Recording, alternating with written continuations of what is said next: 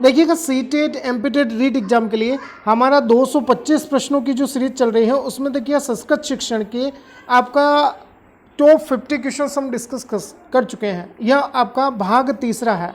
इसमें top 20 question discuss करने वाले हैं। वीडियो को पूरा ज़रूर देखिएगा और देखिएगा लाइक करना है, शेयर करना है अपने दोस्तों को, और चैनल पर नए हैं तो सब्सक्राइब करिएगा। पहला प्रश्न आपके लिए है, बाल विकास दृष्टया प्राथमिक स्तरीय शिक्षा माध्यम भवेत। मतलब ये है कि बाल विकास की दृष्टि से देखें तो प्राथमिक स्तर पर शिक्षा का माध्यम क्या होना चाहिए, बताइएगा सही आंसर क्या होने वाला है। जल्दी से देखो, वीडियो को अंत तक जरूर देखना है और साथ के साथ आंसर कमेंट बॉक्स में करते चलना है आंसर को।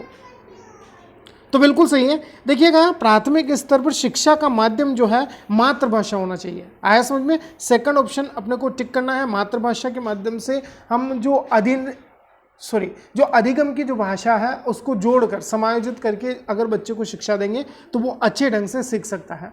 आया समझ में? मातृभाषा और जो हमारी स्कूली भाषा है उसका समायोजन करना पड़ेगा हमें, ये ध्यान रखिएगा। चलिएगा नेक्स्ट क्वेश्चन है, अधिगम से अभिप्राय भवति। अधिगम का अभिप्राय या अर्थ क्या है, बताइएगा। क्वेश्चन नंबर सेकंड आपके लिए। तो देखिएगा अधिगम का अर्थ होता है सीखना, और सीखना देखिएगा अपेक्षित व्यवहार परिवर्तन होगा। आया समझ में? अपेक्षित व्यवहार परिवर्तन मतलब होता है कि सीखना, कुछ सीख रहे हैं तो हमारे व्यवहार में परिवर्तन जरूर होगा। आया समझ में? तीसरा ऑप्शन अपने को यहाँ पर टिक करना है। चलिएगा नेक्स्ट क्वेश्चन आपके लिए है, संस्कृत शिक्षकस्य सूत्रमस्ति। अब देखिए संस्कृत का जो शिक्षण है वो किस सूत्र के माध्यम से होगा, बताइएगा।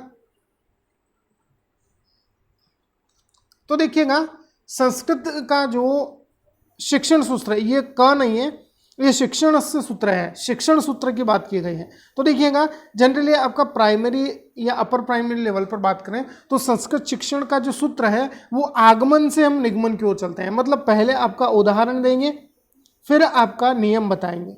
आया समझ में? उदाहरण से नियम की ओर चलेंगे या आपका कहें आगमन से निगमन की ओर। संस्कृत शिक्षण है, ये ध्यान रखिएगा, शिक्षण से सूत्रमस्ति, इस तरह से क्वेश्चन है, इसको याद रखिएगा, ध्यान रखिएगा, बहुत इंपॉर्टेंट है। चलिएगा नेक्स्ट क्वेश्चन है, अभिनय विधि प्रयोग भवति। अब देखिएगा अभिनय विधि का प्रयोग हम किस शिक्षण में करते हैं, बताइएगा। नाटक शिक्षण में, पद्य शिक्षण में, गद्य शिक्षण में या निबंध शिक्षण में, बताइए जल्दी से आंसर क्या सही है। और देखिएगा जो 20 में से 20 लाए हैं वो कमेंट बॉक्स में जरूर बताइएगा कि आप 20 में से 20 स्कोर कर रहे हैं, तो बहुत अच्छी तैयारी है, बिल्कुल सही है। अभिनय विधि यहाँ पर प्रयोग करते हैं हम नाटक शिक्षण के लिए। आया समझ में? पहला ऑप्शन को यहाँ पर टिक करना है। देखिएगा डेली आपका रोज जो है शाम को 8 बजे आपको संस्कृत मिलेगा, शाम को 8 बजे संस्कृत मिलेगा। अगर नोटिफिकेशन नहीं भी मिलता है तब भी आ जाना आप सभी। चलिए नेक्स्ट क्वेश्चन है, गहना अध्ययन प्रविधि अस्ति। गहन अध्ययन की प्रविधि कौन सी है, बताइएगा। बहुत इंपॉर्टेंट क्वेश्चन कहेंगे। तो देखिए बात करें गहन अध्ययन जो है कथा शिक्षण में होता है। कथा शिक्षण से जो है आपका गहन अध्ययन की प्रविधि मानी गई है।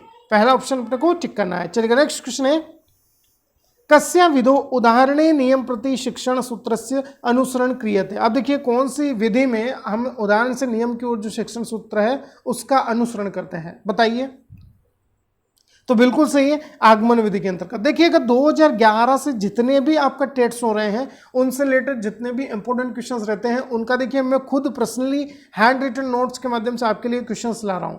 तो ऐसा नहीं कि मैं मेहनत नहीं कर रहा हूं, मैं भी आपके साथ मेहनत कर रहा हूं आने वाले एग्जाम्स के लिए, और मिलकर अच्छा करेंगे। देखिएगा चलिएगा नेक्स्ट क्वेश्चन की तरफ चलते हैं।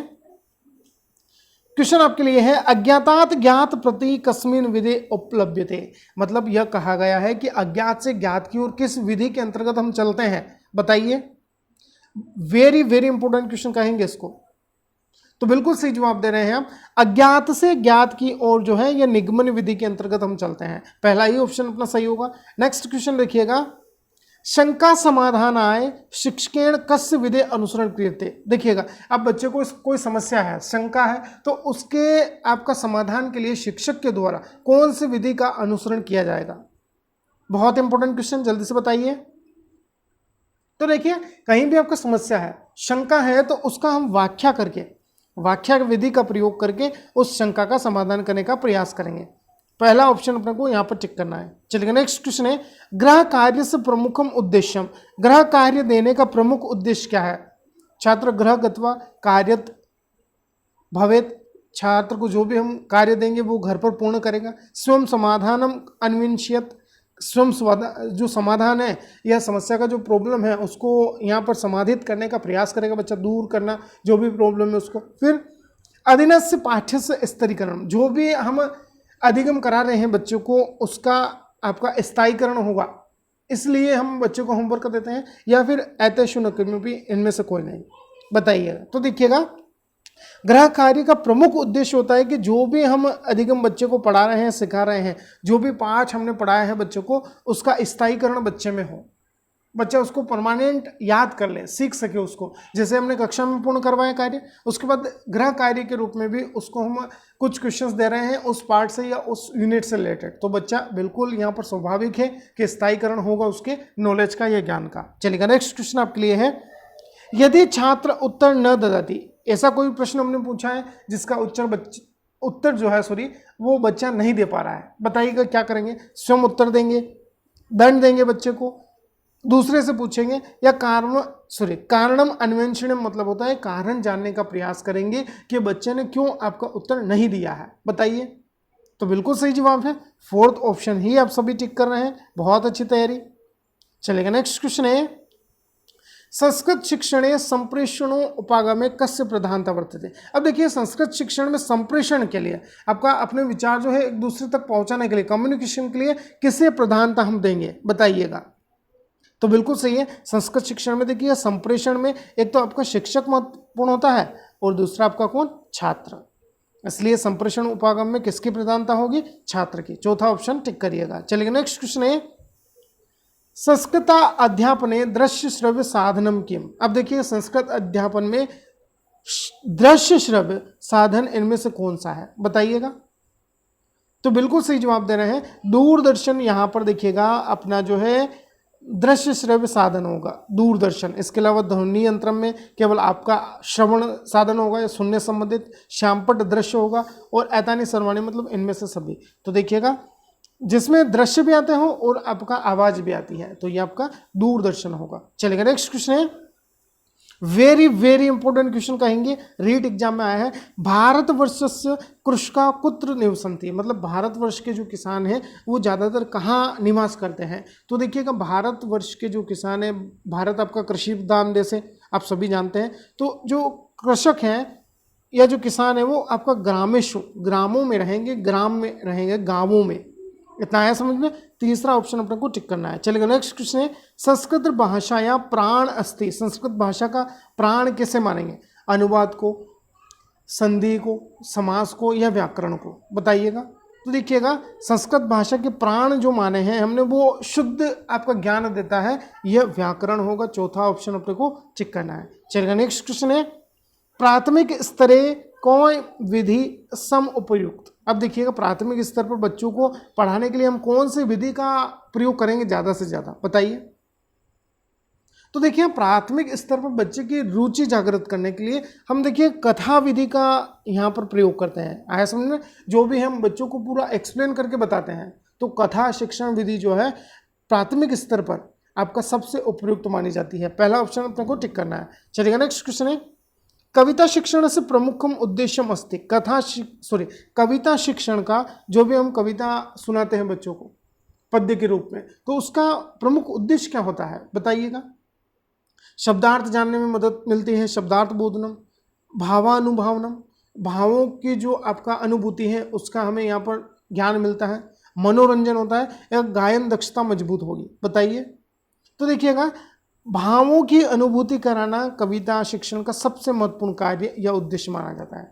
सेकंड ऑप्शन अपने को टिक करना है। चलिए नेक्स्ट क्वेश्चन है, निम्न में से कौन सा उपकरण श्रव्य साधन है, टेलीविजन है, लिंगवा फोन है, फ्लैश कार्ड है, या सिनेमा है, बताइएगा। श्रव्य उपकरण केवल आपका ऑडियो आता है इसमें, मतलब सुन सकते हैं केवल, बताइएगा। तो यहाँ पर लिंगवा फोन जो है ये आपका श्रव्य साधन माना जाता है, ध्यान रखिएगा, इंपॉर्टेंट है क्वेश्चन, मैं तो कहूँगा वेरी वेरी इंपॉर्टेंट का टेक दीजिए इसे। चलिए नेक्स्ट क्वेश्चन है, शिक्षायाम सर्वोत्कृष्टम उद्देश्यम किम। अब देखिए शिक्षा का सर्वोत्कृष्ट उद्देश्य क्या माना है, बताइएगा। तो देखिएगा अच्छे शिक्षा का आज के समय में जो आपका मतलब निकाला जाता है वह है कि शिक्षा अगर आपने पूरा जो है पढ़ाई अपनी पूरी कर ली तो आप नौकरी लेना चाहते हैं। लेकिन देखिए कि शिक्षा का महत्वपूर्ण क्या है, महत्व जो क्या है वो उद्देश्य मानेंगे हम सुनागरिक निर्माण, मतलब एक राष्ट्र के लिए अच्छे नागरिकों का निर्माण करना शिक्षा के माध्यम से, यही शिक्षा का सर्वोत्कृष्ट उद्देश्य मानेंगे। तीसरा ऑप्शन अपने को यहाँ पर टिक्का लेना है। चलिए नेक्स्ट क्वेश्चन है, विषयगत काठिन्यानाम ज्ञानम कत भवति। अब देखिएगा विषयगत जो कठिनाई है बच्चों को, कहीं आपका पढ़ने में दिक्कत आ रही है, जैसे संस्कृत में आपका कुछ ऐसे शब्द होते हैं जो बच्चों को समझ में नहीं आता है, तो अब उस कठिनाई का हमें पता कैसे चलेगा यहाँ पर कि बच्चे को यहाँ पर आपका समस्या है। तो यहाँ पर देखिए मूल्यांकन या मूल्यांकन के माध्यम से जो विषयगत कठिनाई है उनका हमें पता चलेगा। है समझ में? पहला ऑप्शन को यहाँ पर टिक कर लेना है। चलेगा नेक्स्ट क्वेश्चन है, तुम्हारा नाम क्या है। ये आपका हिंदी में दिया है, इसका आपको संस्कृत में क्या करना है, अनुवाद करना है। जल्दी से बताइए क्या आपका यहाँ पर सही आंसर होने वाला है। तो यहाँ पर सही आंसर है तस्य नाम किम। पहला ऑप्शन अपना यहाँ पर सही करना है, टिक करना है पहला ऑप्शन, तस्य नाम किम, तुम्हारा नाम क्या है का संस्कृत रूप बनेगा। ये आपका टॉप 20 क्वेश्चंस थे। आई होप आपको समझ आए होंगे। देखिएगा डेली आपका 8 बजे संस्कृत मिलेगा आपको, शाम को इंग्लिश पेडागोगी भी मिलेगा इंग्लिश वालों के लिए, हिंदी भी मिलेगा हिंदी वालों के लिए। तो देखिएगा चैनल पर नए हैं तो चैनल को सब्सक्राइब कर लीजिएगा और बेल बटन को ऑन करिएगा इसी तरह के अपडेट्स के लिए। धन्यवाद। जय हिंद जय भारत।